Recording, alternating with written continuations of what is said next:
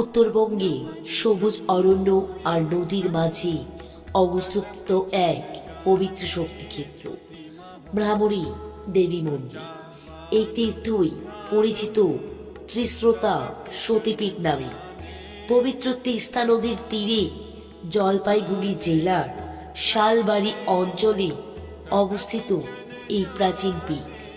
পুরাণ কথা অনুসারে দক্ষ যজ্ঞের পর শিব যখন সতীদেহ নিয়ে বিশ্বমণ্ডলে তাণ্ডব করেছিলেন, তখন ভগবান বিষ্ণু সুদর্শন চক্রে সতীর দেহ খণ্ডিত হলে এই স্থানে পতিত হয় দেবী সতী চরণ বা পা।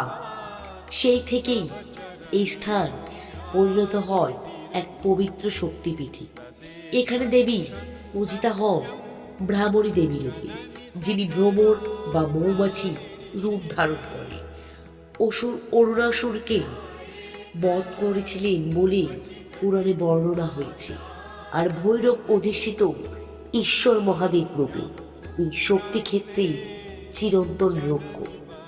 ভক্তদের বিশ্বাস, মা ভ্রামরীর কৃপায় অশুভ শক্তি দূর হয় এবং জীবনে শান্তি ও কল্যাণ আসে। কমেন্টে অবশ্যই লিখুন জয় মা ভ্রামরী।